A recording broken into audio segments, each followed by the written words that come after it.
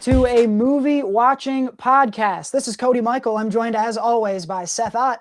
Cha-ching. And Jared Buckendahl. Money in the bag. Show me the money! We are back to talk The Color of Money. Of course, this is in our Tom Cruise category. Before we get into the Color of Money, I do want to point out, if you got to the theater this last weekend, you might have seen, the reason we're doing Tom Cruise this week, if you listened to last week's show, is because we just watched the trailer for the new movie Digger.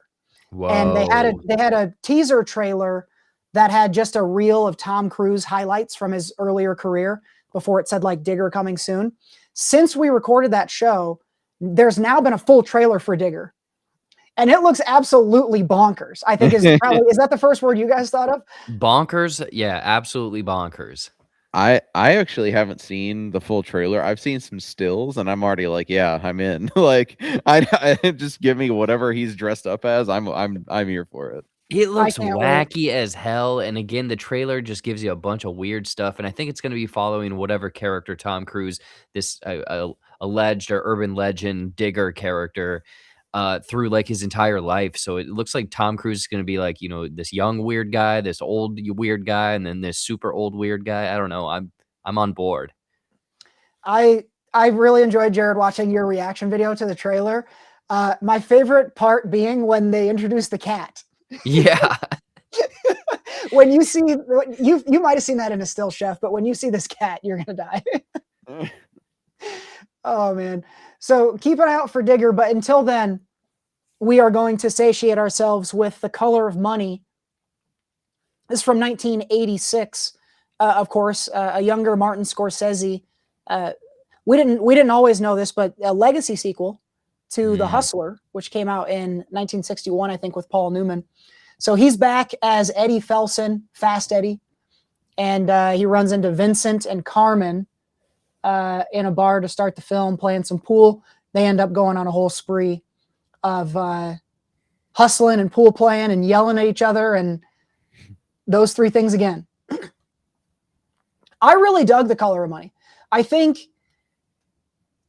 this again felt very 80s. Like if I didn't know this movie was made in the 80s, it feels very 80s. Just the way they set shots up and the way they move around within a set and the way they like position guys when they talk to each other and the way they yell at each other.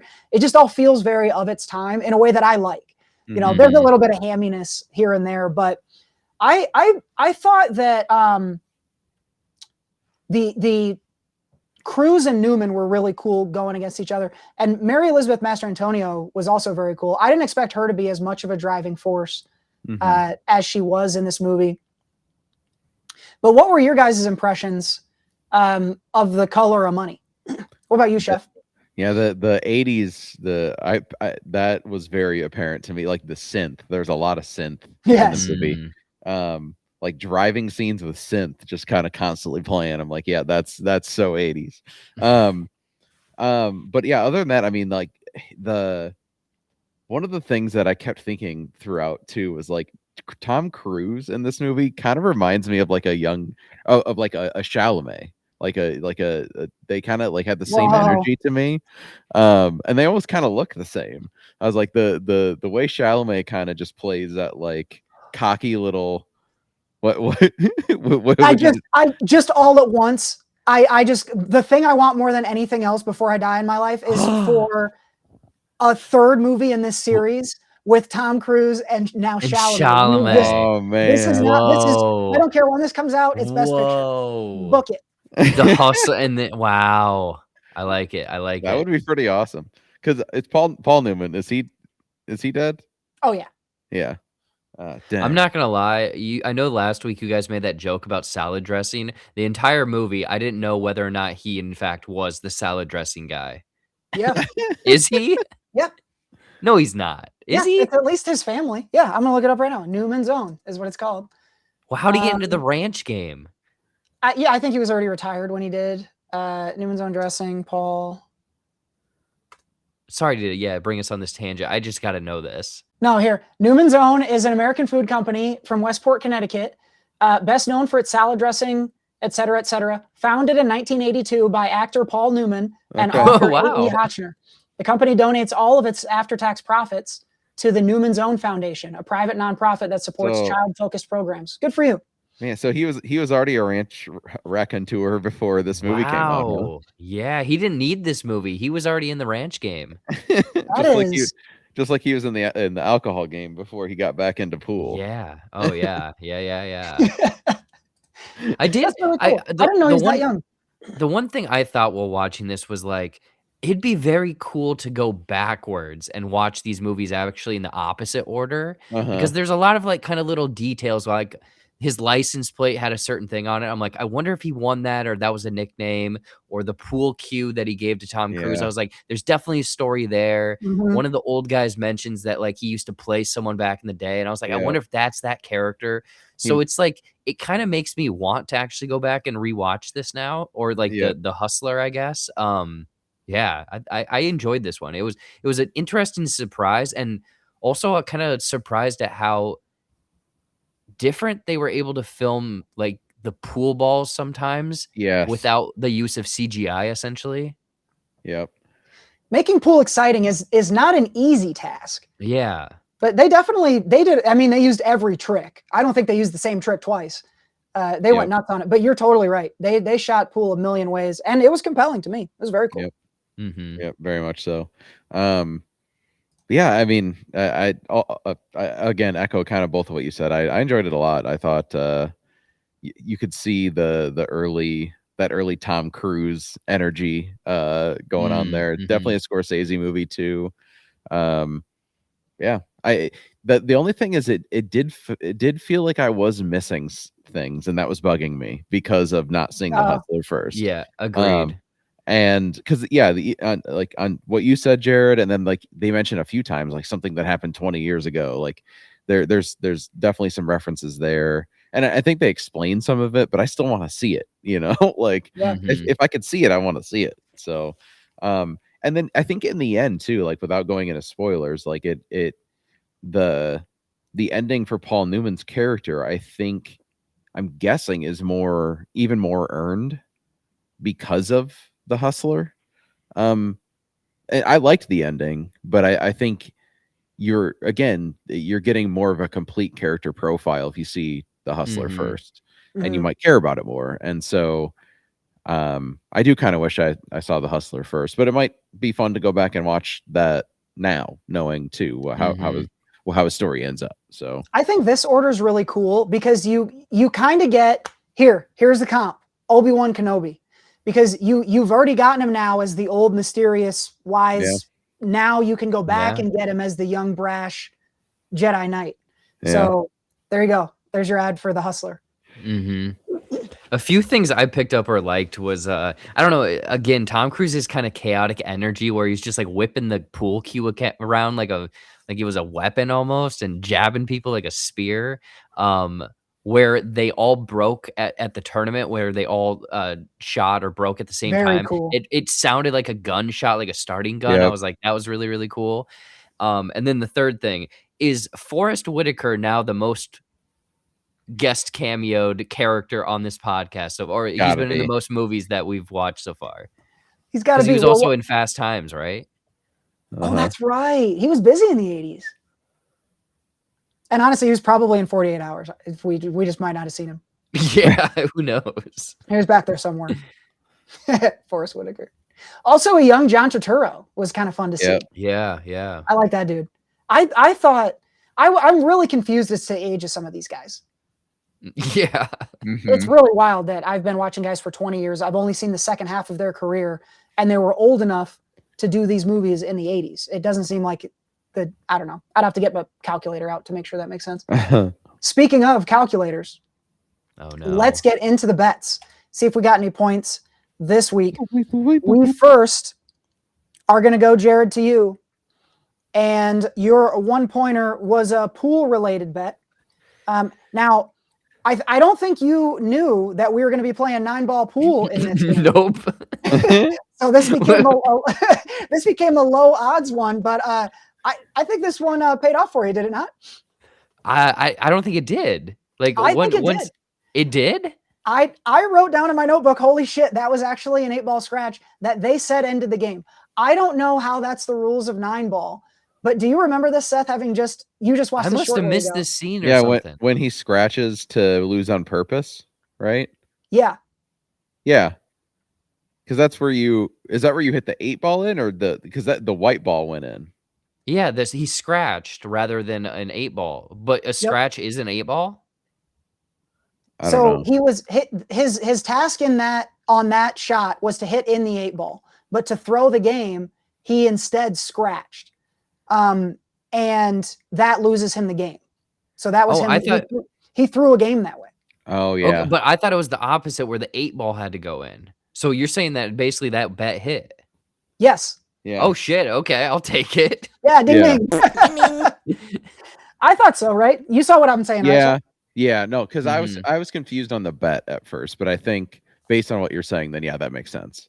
Yeah, which was insanity. It stuck out so much to me because they mentioned that a 9-ball scratch could lose the game, but then they showed an 8-ball scratch doing it. It's very weird, and it could even be a mistake shot. I don't know.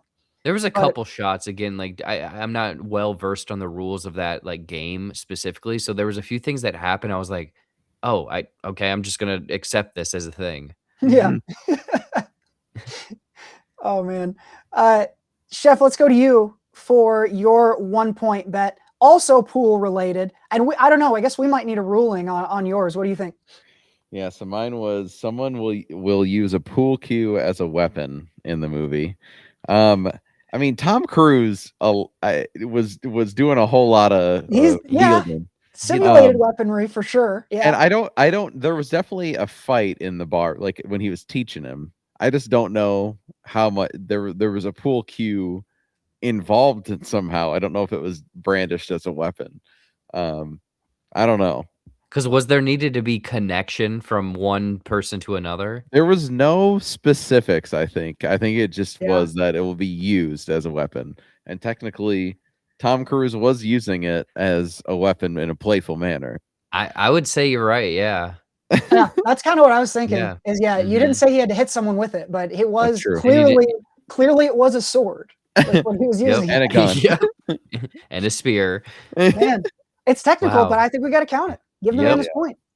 Ding, ding, ding. Ding, ding. Here's one, my 1-point bet. Now, I was on the edge of my seat for a lot of the movie, guys. I was looking for over 1.5 on my 48 hours combo, which is boobs plus slurs. We ended at 1.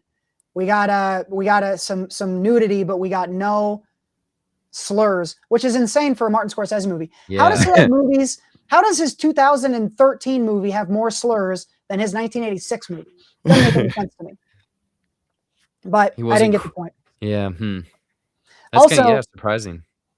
As we're not going to, I don't want to be that show, but as nudity goes, pretty cool scene. Like what she's doing there, being slick with Paul Newman and like trying to get the upper hand on him, and then him later like calling her out on that. I really liked that between the two of them. Their little battle was fun. Let's get now to our 3-pointers with both of you already on the board. Jared, we go to you first. And you were calling a particular plot twist for your 3-point bet. Yeah, I was calling out saying that the mentor, Fast Eddie, would eventually become the villain to our Victor character. I don't think that ever happened. I mean, there was some playfulness. There was some, like, obviously he set him up originally where he didn't have his money at the bar, or like he left him at the bar. But I would say that he never actually became a villain. If anything, maybe Tom Cruise was the villain by throwing the game at the end and fucking him over or whatever. Yeah, that was pretty cold. I would say in that instance, Newman's definitely the victim.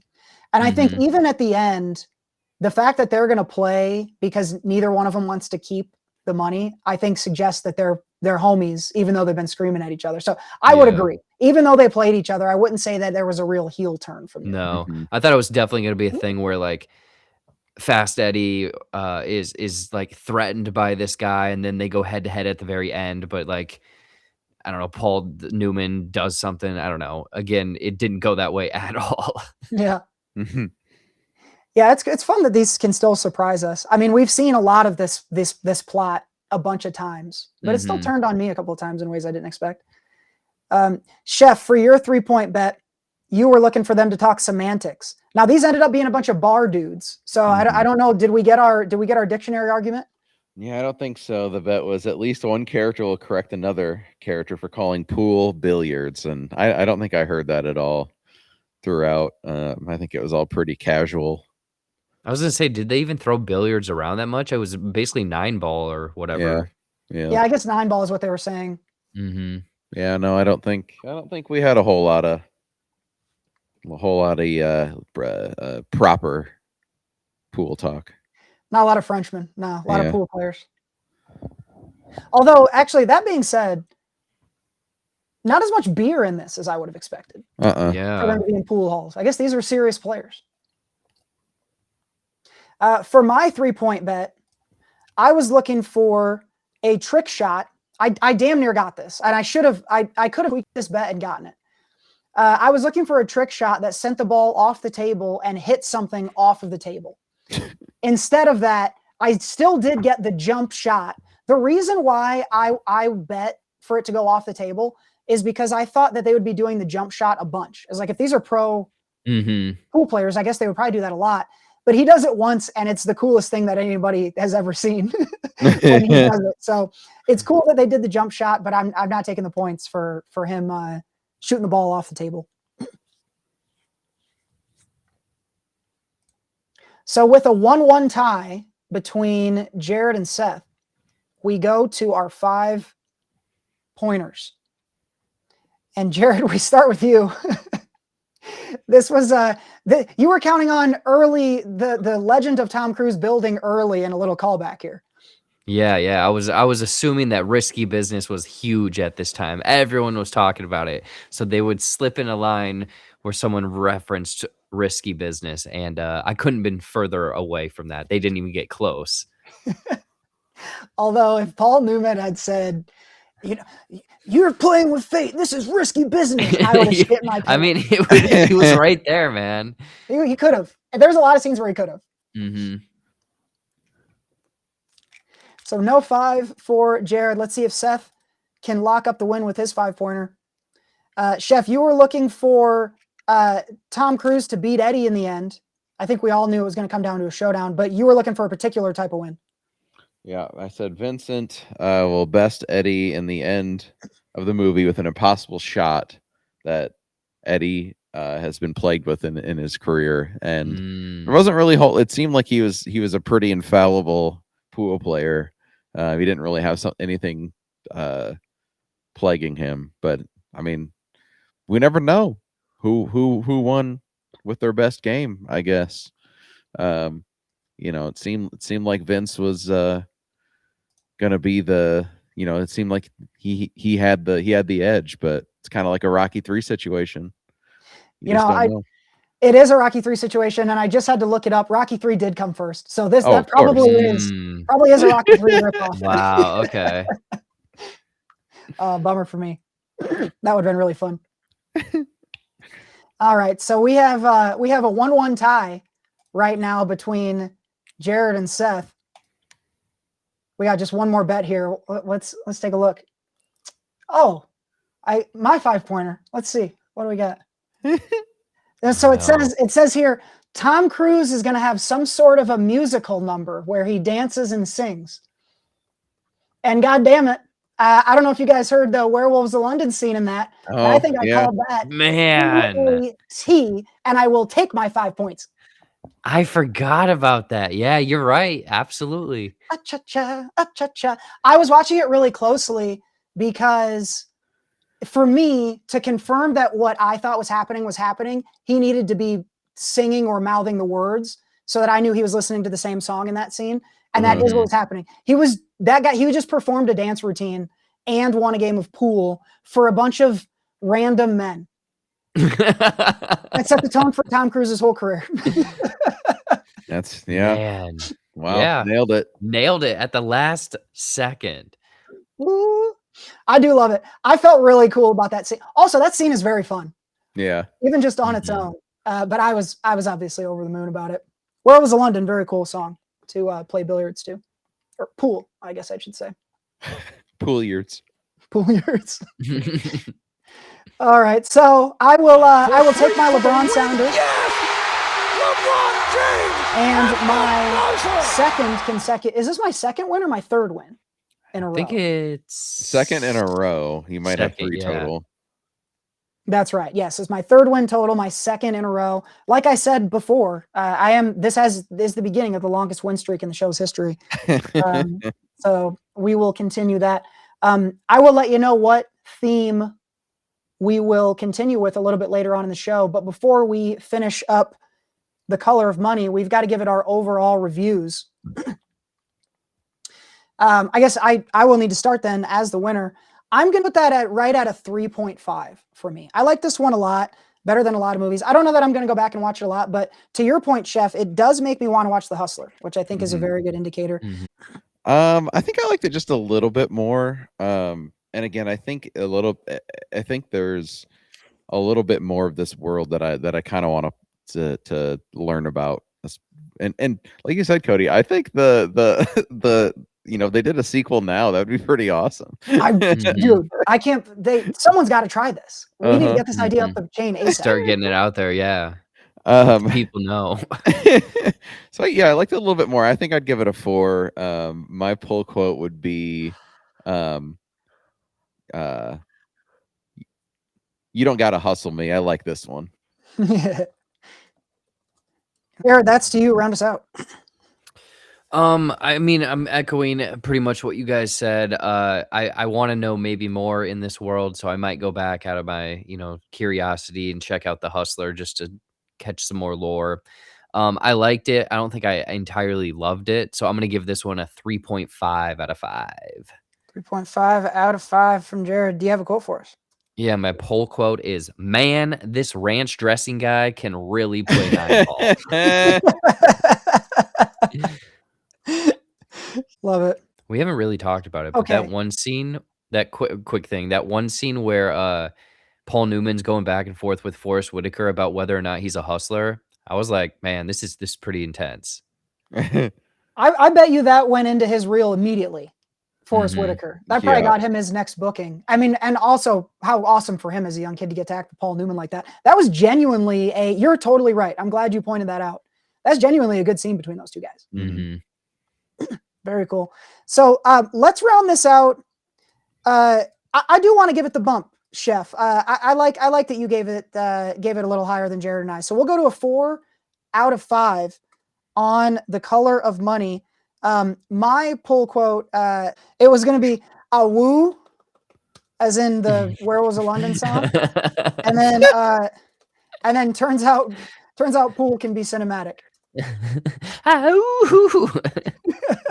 do you even spell that? Is it AYOO? It's AWOOs. I had my subtitles on, so okay, good. Yeah. And yes, I did listen to that song in my car afterwards. So that's how you know that was a great scene. So again, that's The Color of Money, 4 out of 5. Go check out Letterboxd for our full review. Make sure you friend us up over there and send us your review as well so we can see what you thought. All right. So one more thing to do here as far as the game goes, and that is to choose the theme for our next movie. Now, I'll tell you guys a little bit of my thought process here. The thing that I just decided in this moment to change what I'm doing. The thought process is actually very short and does not take an explanation. The thought process is that now that it's August and we have Mutiny coming out, we are going to do a Jason Statham movie next, baby. Oh, The Beekeeper. I cannot wait. Now, Statham, basically every movie from Statham is the same, but I know that we have not seen all of them. So this might take us a little bit of time to go, which one is that one? And are we sure it's not also this one? But we will sort out the cobwebs and find a Jason Statham movie to watch this next week. So make sure you guys come on back and see which one we pick. If you want to suggest which one or tell us what your favorite one is, get in the comments and maybe we'll pick yours if we end up in a tiebreak situation. So what if the only one that we all haven't seen is like some random animated movie he did a voice for, and that's what we have to do? Gosh. Here's what I will say. I was looking at a list of Statham movies earlier. I don't think all of us have seen Spy with Melissa McCarthy. And so I am hoping there are others. I was about to say, then I veto. This is if we get one veto a year, I'm vetoing that. That's your one veto. So I am hoping there are others. It also, incredibly, it was number 1 on this list I was looking at.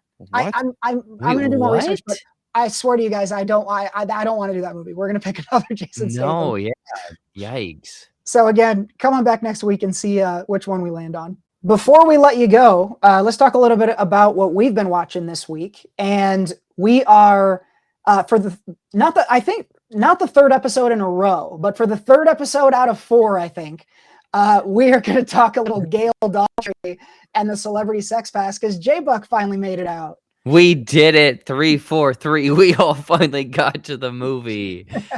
Yeah, no, this one was really fun. It's kind of, that same goofy vibe as Wet Hot American Summer or whatever.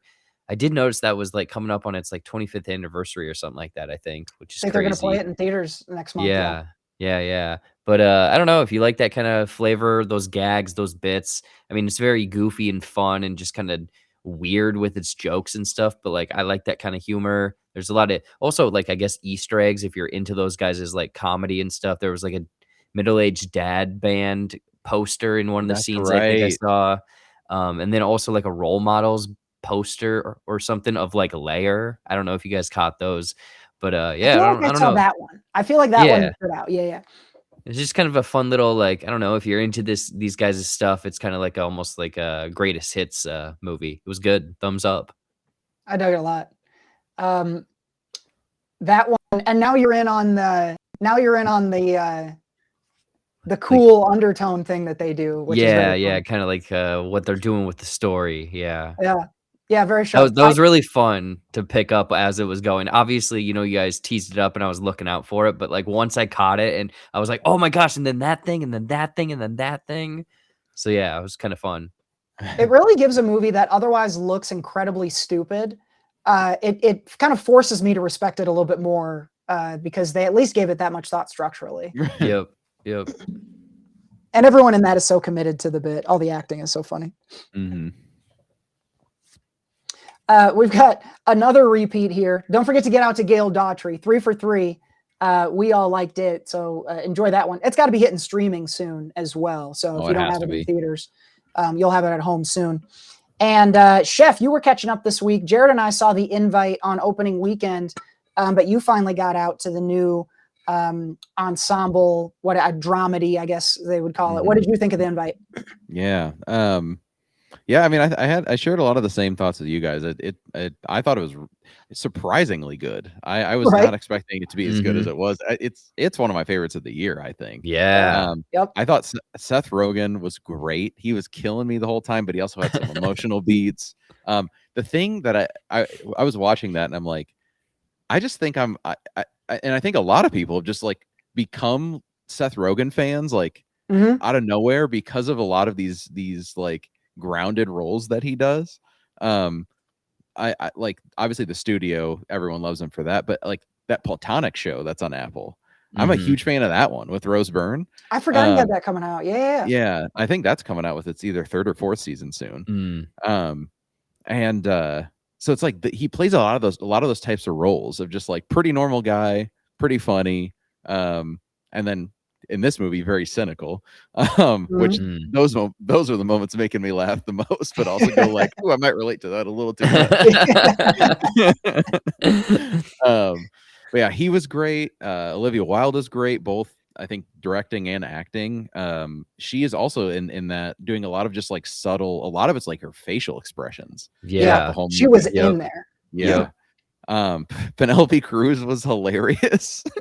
And same thing with Edward Norton, but then both had some, especially Edward Norton had some emotional beats. And I just love that it took place all within that apartment. I love those types of movies, and like the bottle, that close feel the whole time. A lot of great shots within them though, within it too, though, of like the mirrors and like there's some stuff with some like wall painting stuff and why it just I liked it a lot. I hope this gets like consideration later, and I think it's worthy of it of some award stuff later on in the year. I liked it quite a bit.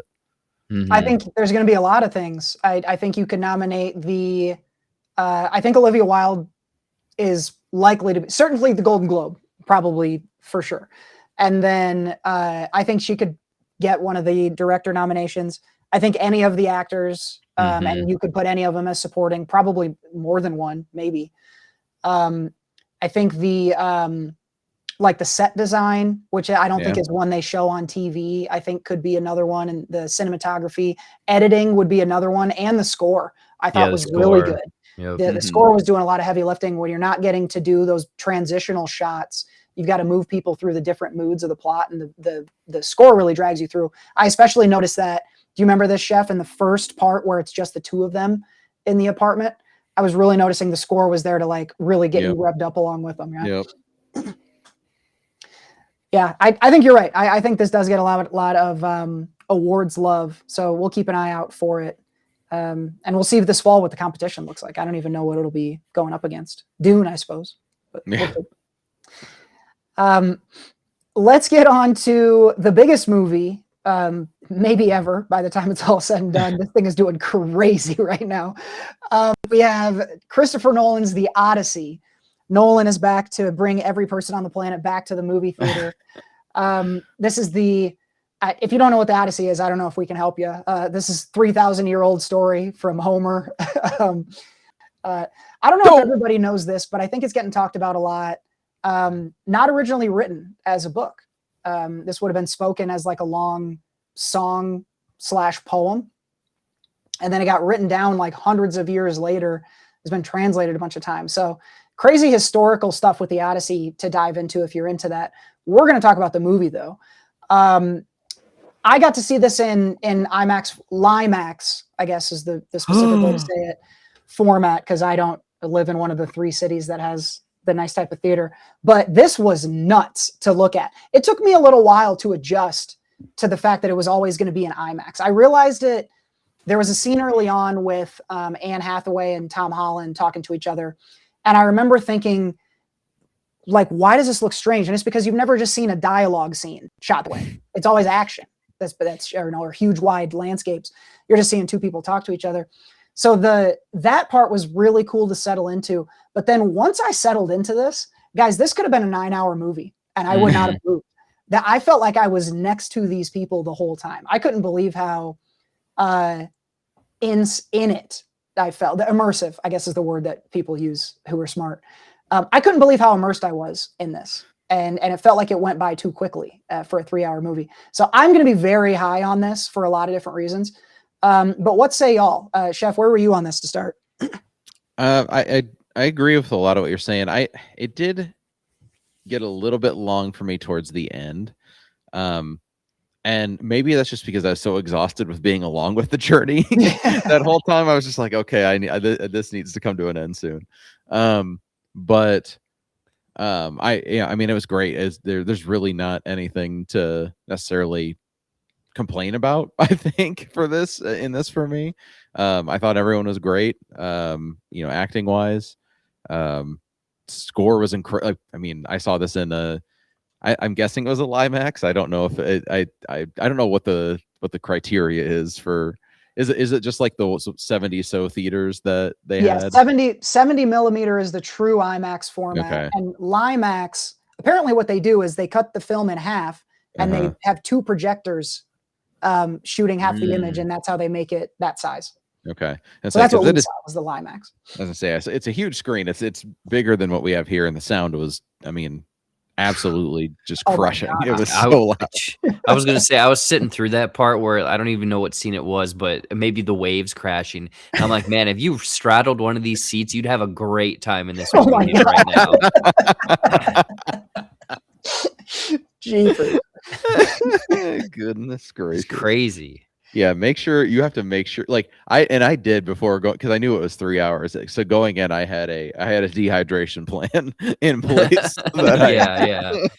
So that I made it through without peeing. But like if you had to pee during that movie and you see this thing in IMAX, it's getting shooken out of you. You have no choice. It's just gonna leak out of you from the vibration. You're also looking at a lot of water.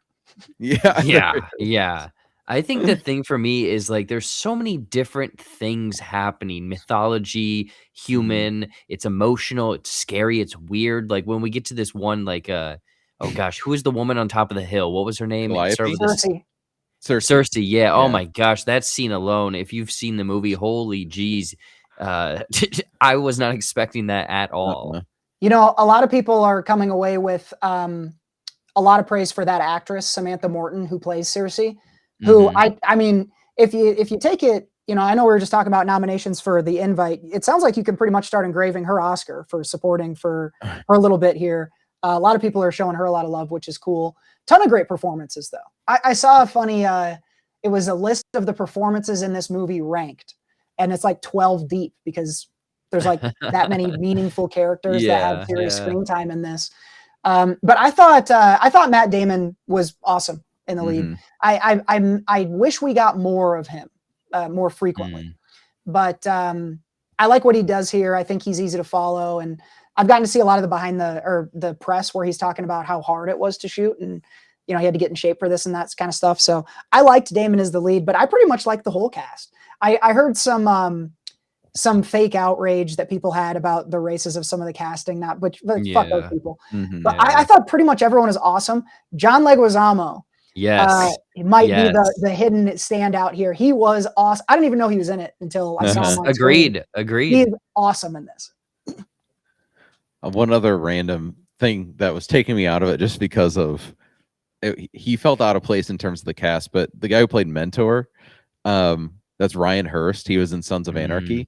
He's also the guy who was going to play Kratos and then got his arm chopped off. Yeah, apparently they also had like filmed like 4 episodes. Yeah, 4 episodes of that. Oh my gosh. Anyway, that's an aside. But I kept thinking about that during the movie. The only one that kept pulling me out was John Bernthal. And the only reason for that is whenever him and Tom Holland are on screen together, my head I just zipped over to the MCU. Was like, oh my god, they're wearing the wrong outfit. Yeah, you're just like you zooped ahead 2 weeks. Yeah, exactly. Yeah, it won't be long. So that yanked me out, but no. Also, Anne Hathaway is the shit here. Yeah, we joked a couple weeks ago about the Hathasance because she has like 5 or 6 huge movies coming out. But it's been fun to see kind of the response to her in this. She's getting a lot of love. I don't think I think she had a little bit of like a weird time in her career where people didn't like her. But I hope that this is people coming back around because she's awesome. Yeah, I want to see her in a ton more stuff. Pattinson practicing for Dune here.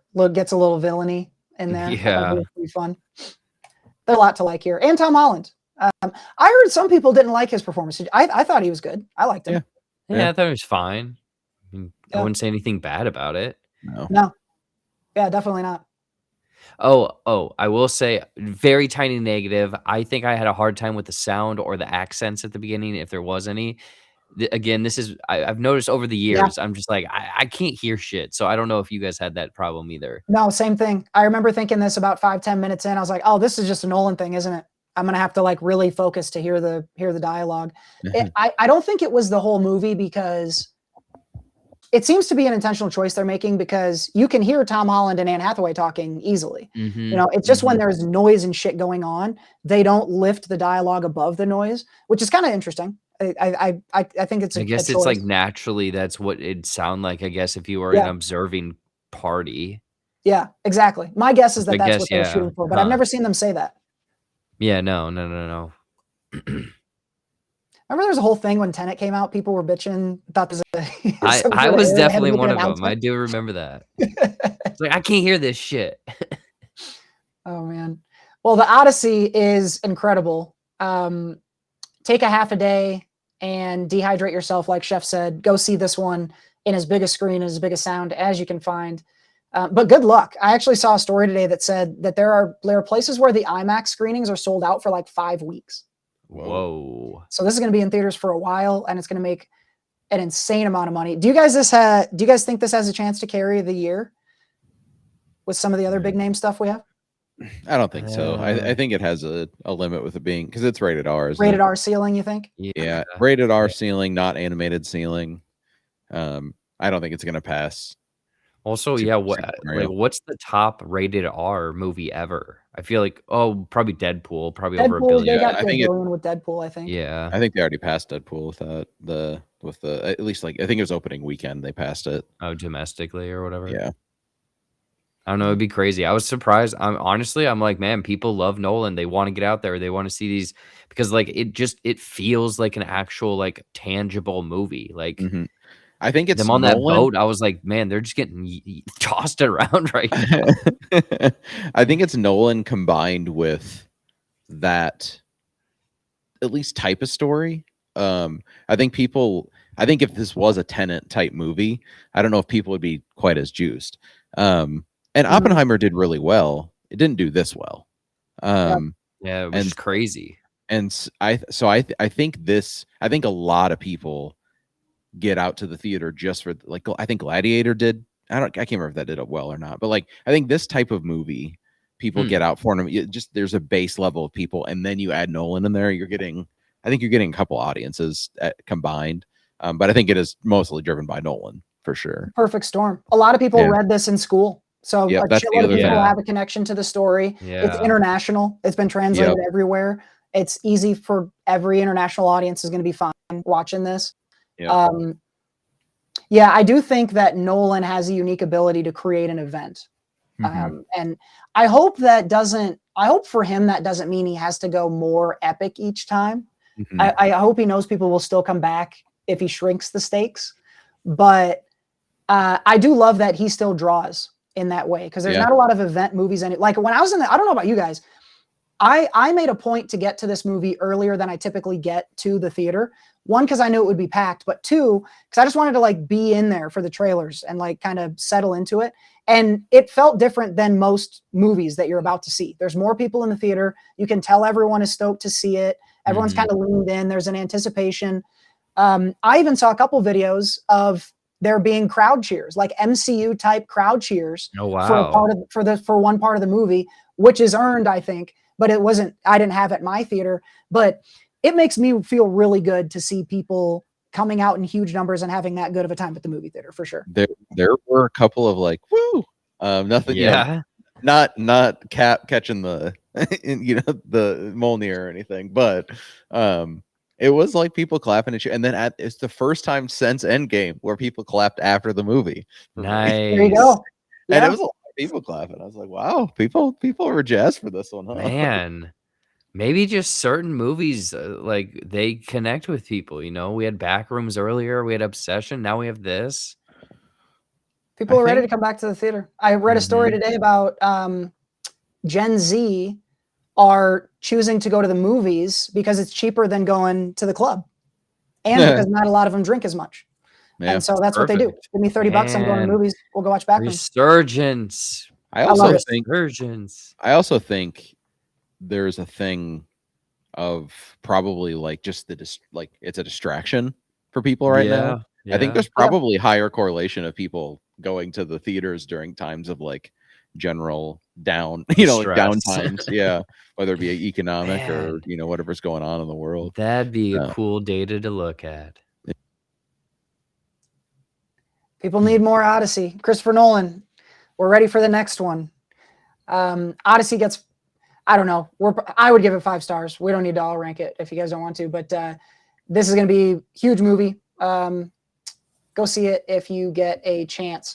Right now, you can catch the Odyssey in theaters along with The Invite and maybe even Gail Daughtry and the Celebrity Sex Pass. But that one's going to be hitting streaming soon if you can't catch it in your theater. So make sure you catch all those and let us know whether or not you liked any of them on Letterboxd. Friend us up there so you make sure and get our reviews. You can check out our newest review for The Color of Money. And come on back next week to see which Jason Statham movie we're going to be watching next. For Jared Buckendahl and Seth Ott, I'm Cody Michael, and we'll see you next time.